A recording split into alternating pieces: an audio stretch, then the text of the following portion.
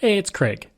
I just wanted to let you know that you can listen to Canadian History X early and ad-free on Amazon Music, included with Prime. Greetings and welcome to another episode of Canadian History X. Before we begin today's episode, I'd like to take a moment to talk about dogs.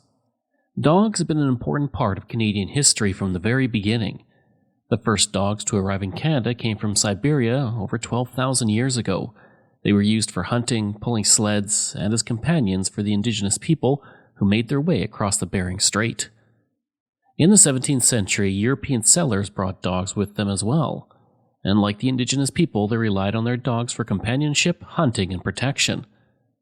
Dogs have been some of Canada's most beloved heroes. In 1909, a Labrador retriever named Polar Bear helped the explorer Robert Perry reach the North Pole. In 1916, Canadians were captivated by the story of Bruno, a sheepdog who was rescued from war-torn Europe and refused to eat after his person passed away. In 1941, a Newfoundland named Gander saved the lives of several Canadian soldiers during the Battle of Hong Kong. Over the centuries, dogs have served Canadians in an ever-expanding variety of ways. Today they work in law enforcement, detect cancer and COVID, help find missing children, and enable the blind to get around.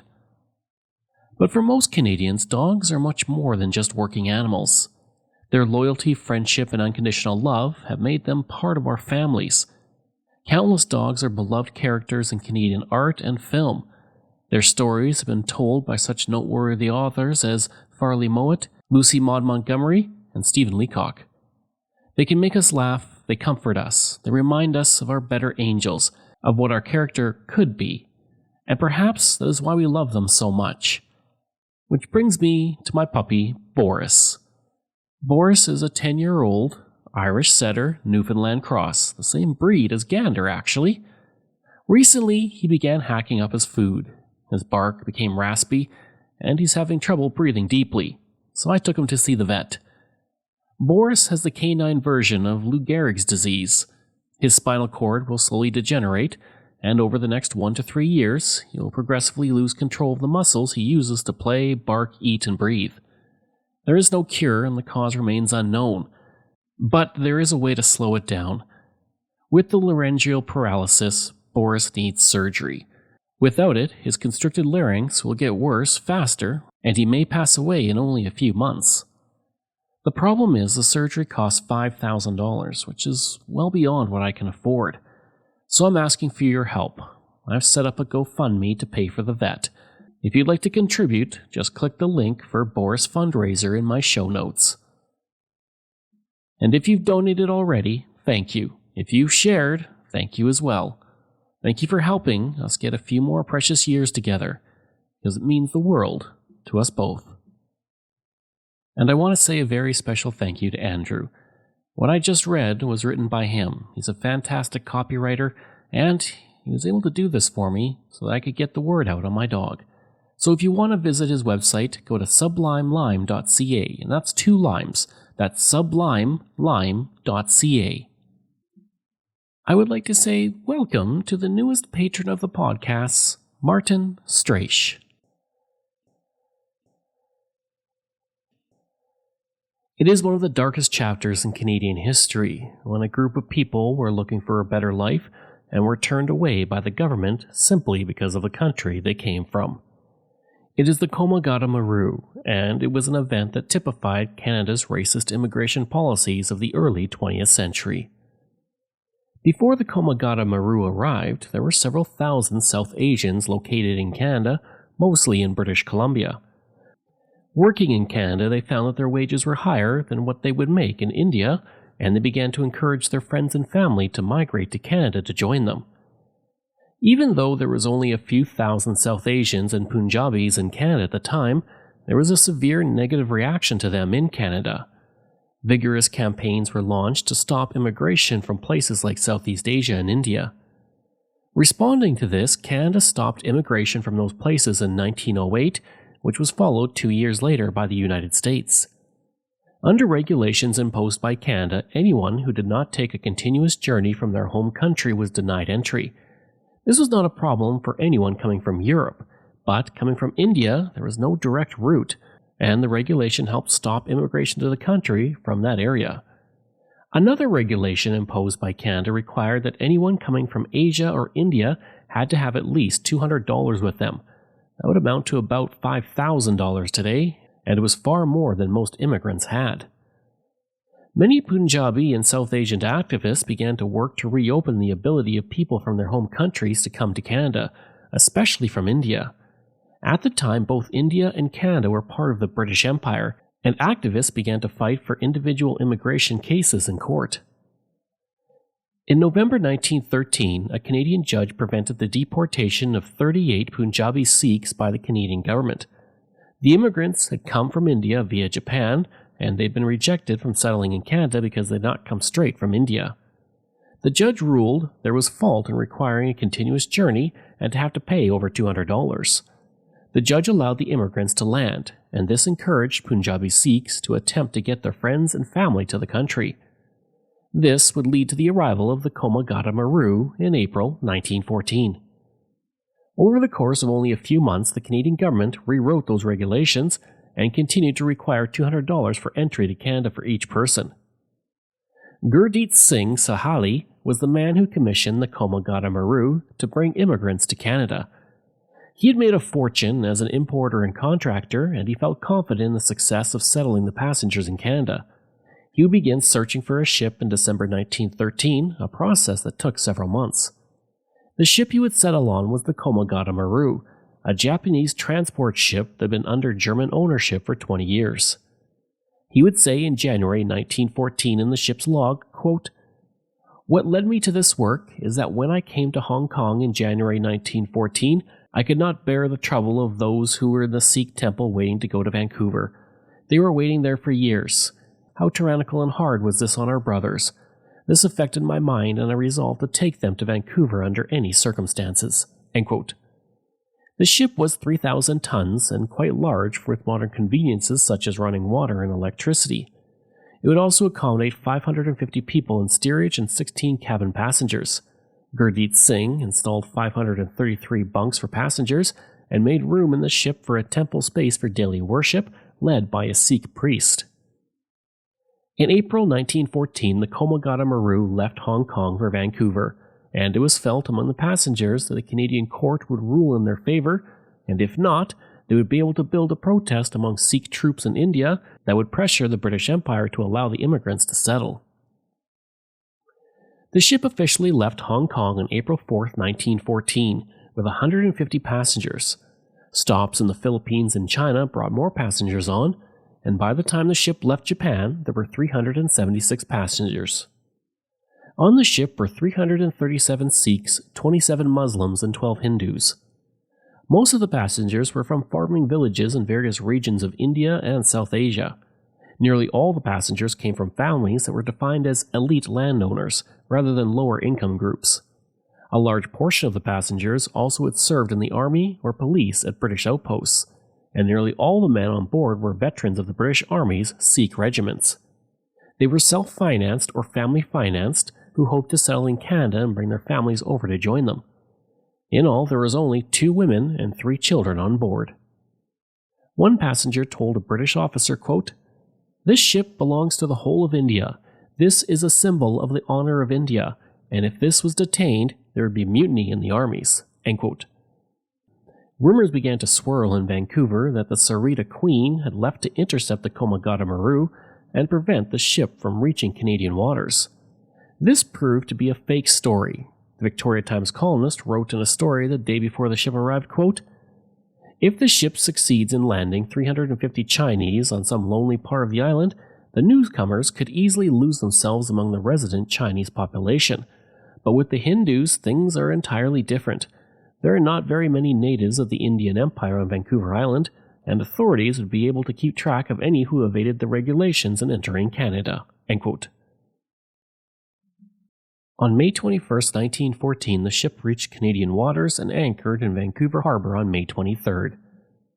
Upon arriving, Gurdeep Singh knew that there would be difficulties in getting the passengers admitted to Canada, but he believed they would at least be able to land and then begin the process towards immigration. What he did not expect was the complete refusal of any passenger to be allowed on Canadian soil by the Canadian authorities. The passengers found themselves confined to a ship sitting in a harbor, unable to go anywhere. Canadian authorities stated it was because Captain Yamamoto of the Komagata Maru was unable to produce a clean bill of health from Japan. This was obviously a trumped-up reason to prevent the ship from landing, as the captain would produce papers showing that his ship had been fumigated before leaving. The reason for this was that if any of the men aboard the ship were rejected by an immigration board of inquiry and held for deportation, they would claim they were illegally detained and apply for a writ of habeas corpus with the BC Supreme Court judge. They had many avenues for appeal at that point, and the government wanted to avoid this. The first immigration officer to step foot on the ship was a man named Fred Taylor, known across Canada as Cyclone Taylor. A star player for the Vancouver Millionaires, a two-time Stanley Cup champion, and a future Hockey Hall of Famer, Taylor worked for the Federal Interior Department during the off-season. Taylor would spend a great deal of time on the ship and would say after the whole affair was over, quote, "It was a terrible affair, and nobody was proud of it," end quote. The press would portray the people on board as poverty-stricken and the forerunners of the, quote, "hordes of Asiatics," end quote. One minister told his congregation at one point, quote, "It is our duty to explain to those men in the harbor that we do not despise them as dogs," end quote. This was met with a cry from the audience from one individual who said, quote, "But we do," end quote. H. Stevens, the local member of parliament, was firmly against the Sikhs landing, and he would devise a plan in which the Empress of India would be brought alongside the Komagata Maru, and a boarding party would seize the Sikhs and put them on a CPR liner. He wired Ottawa for approval and $18,000 for the Sikhs' fares aboard the ship back. His request was turned down. Rumors swirled among the public, who gathered on the shore in large numbers to see the ship. Some said the Sikhs were planning to set fire to the vessel and jump overboard. Newspapers didn't help matters. The Vancouver Sun reported in a large headline, quote, "Hindu invaders now in the city harbor on Komagata Maru," end quote. The newspaper goes on stating, quote, "As soon as daybreak came this morning, many Vancouver Hindus collected on the waterfront in excited groups, talking in low voices as if plotting schemes to aid their countrymen on the Japanese steamer to get ashore," end quote. That being said, some residents were sympathetic to the Sikhs. Edward Baird, a local lawyer who was helping the Sikhs with their case, stated, quote, "If these people wish to come to this country, can we blame them? Are not most of the residents of Canada settlers from some other country?" End quote. I want to talk about the local history atlas. This was created by one of my listeners, Ben Woodward, and it's fantastic. It's this wonderful website where you can see a Google Maps image of Canada, and you can visit all of the places in Canada. And within these places are my local history podcast episodes that you can listen to. And one of the great things about it is you can add to it. You can put your own pictures in. You can put your own information. It's creating this wonderful historical mosaic of Canada. And it's a wonderful website. I have the link in my show notes, but if you also want to visit yourself, it's atlas.digitalhistory.ca, and we can create this wonderful mosaic of Canada's history. All of us, you can learn about Canada's history. If you're going on a road trip, you can use this wonderful site to see where you're going and the amazing things that you can see, so be sure to check it out. The government would offer a deal where the Sikhs surrendered their right to go to one judge or another, and instead, one of them would be allowed to file his application for a writ to be dismissed by a judge, where he could then go to a court of appeal. The Sikhs on board rejected this. The Canadian government not only prevented the passengers from landing, but they also limited their communication with the outside world, blocked any real attempt to take the case to a Canadian court, and refused to supply the ship with food and water unless the situation was desperate. The government would also try to take control of the ship by force with a boarding party made up of police officers. Gurdeep Singh would cable protest to King George V, stating that 300 of his subjects were being starved in Canada. The Vancouver province would state in an editorial that people on the ship were subjects, not citizens, which was an important distinction according to the piece. It stated, quote, "While all Britishers are subjects of the Crown, they are not all citizens. The inhabitants of India are not citizens but subjects governed by the king through his viceroy and council, and not by a parliament. Mr. Gurdeep Singh evidently believes his excursion is going to rouse all India to demand the same rights as the citizens of the empire." End quote. To ensure that the passengers had food and water while they waited, lawyers who had been hired on behalf of the passengers by their friends in Canada sent supplies to the ship. At one point, several people on the ship seized a local immigration officer demanding food. That night, the government sent them some supplies. The owners of the ship in Japan cabled to Canada stating they would pay none of the expenses of the passengers.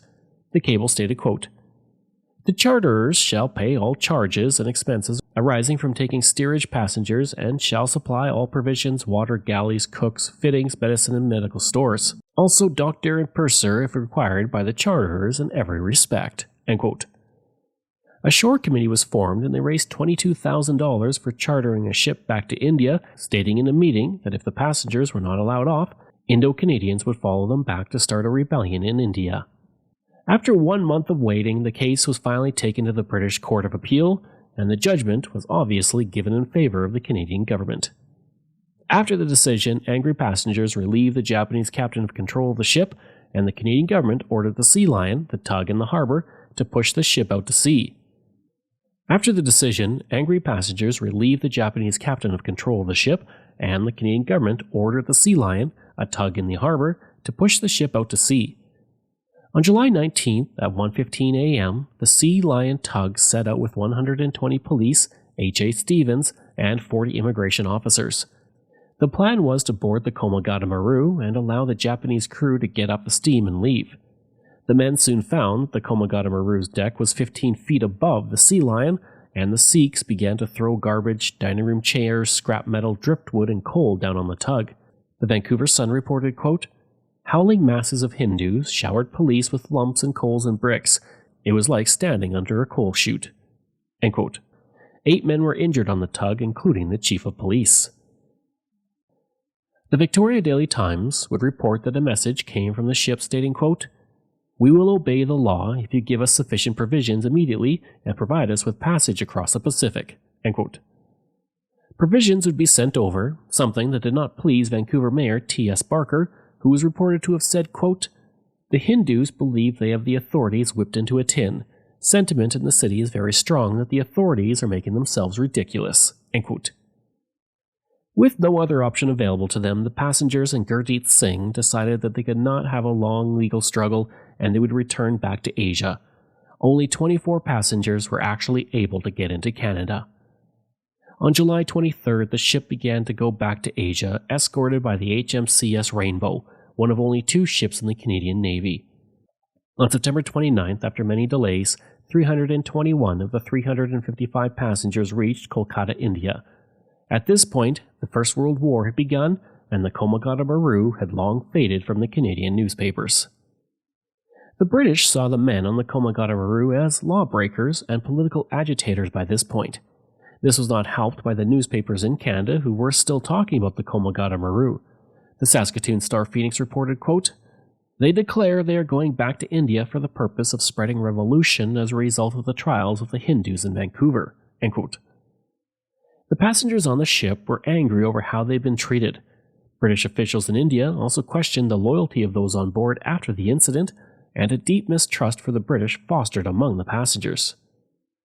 As soon as the Komagata Maru had left Canadian waters, Australia and the United States had stated they would not welcome it in their waters.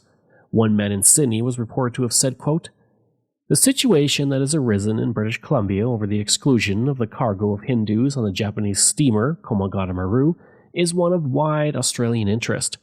Though she does not take identical means, Canada, like Australia and the Western United States, appears determined not to allow what she regards as an undesirable race admixture." End quote. Only hours after the passengers disembarked in India from the ship, 20 were killed in an encounter with British Indian police and troops when they were unwilling to disperse and tried to get onto a specially commissioned train heading to Punjab. The British also attempted to arrest Baba Gurdeep Singh, who resisted arrest, leading to the overall riot. The entire incident would become known as the Budge Budge Riot. Most of the passengers escaped, with 27 avoiding arrest as the police conducted an extensive search for them throughout the region. Most of the other passengers were arrested and put into a local prison. One of the men, Gurdeep Singh Sandhu, escaped and lived in hiding until 1922. His friend, Mahatma Gandhi, encouraged him to give himself up as a true patriot. He agreed and was imprisoned for 5 years.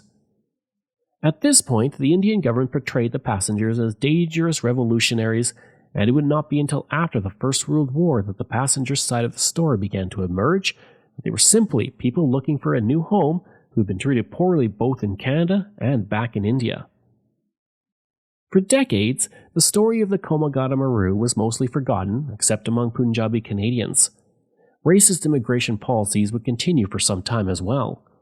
In 1961, only 6,774 South Asians lived in Canada. After immigration policies were opened up, 67,925 were living in Canada by 1971. In the 21st century, Sikhs in Canada began to push the Canadian government to apologize for the Komagata Maru incident. In May 2008, the British Columbia government made an official apology. Reaction and condemnation from the Chinese community in Chris Brown's report. The backlash has been swift among Indo-Canadian voters too. As Stephanie Mercier reports, they are now doubting the sincerity of an official apology made 5 years ago. I was not too happy about it. Prabhajan Gill is the president of the Komagata Maru Heritage Society. He spent years seeking an apology for the way hundreds of Indian immigrants were treated by the province a century ago. In 2008, Prime Minister Stephen Harper apologized while on a visit to Surrey. A week later, the province followed suit in the legislature. Forgive us. You are welcome. Gill was there that day, full of Canadian pride. I wore a Canadian shirt, Canadian flag on myself with a suit, and that's how proud I was. But now he's not so sure. News of the memo this week that outlines a party plan to win ethnic votes, including by apologizing for historic wrongdoings, is making Gill reconsider the authenticity of the Komagata Maru apology. Very let down. I'm questioning myself. I'm questioning the way it all happened. If I knew this was in the background, I possibly wouldn't be part of it. Sasrikal, Babaji, how are you? The fallout isn't limited to community members. 3 Liberal Riding Association presidents in Surrey have quit in just the past month, including Brenda Locke, a former Liberal MLA. And CBC has learned at least one of the leaders resigned just this week because of the ethnic vote issue. Surrey Liberal MLA Dave Hare says he and many who phoned him are insulted by the plan.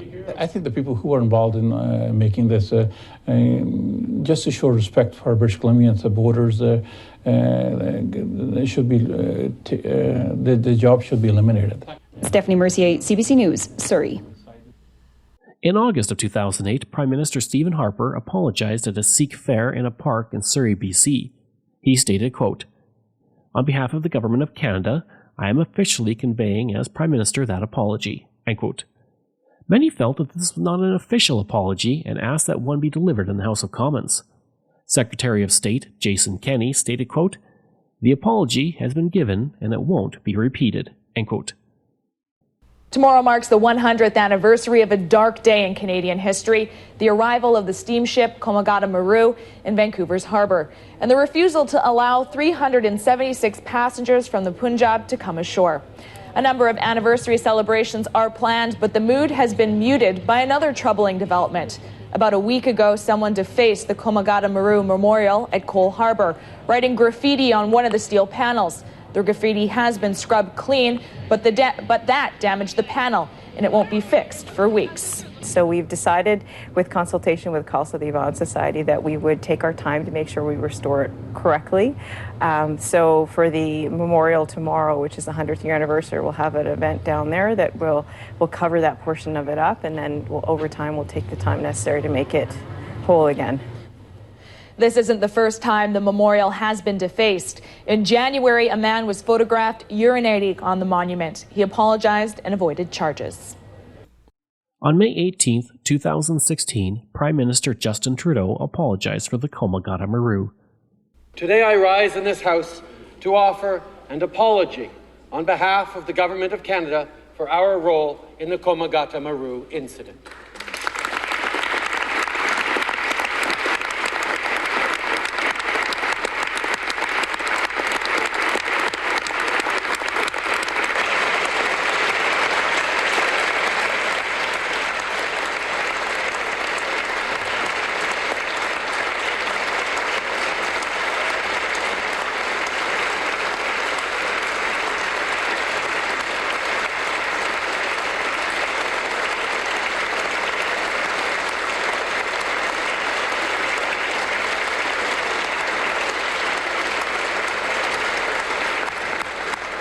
More than a century ago, a great injustice took place.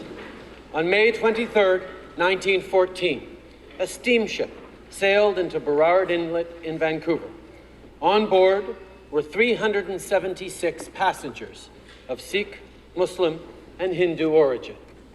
Those passengers, like millions of immigrants to Canada before and since, came seeking better lives for their families, greater opportunities, a chance to contribute to their new home.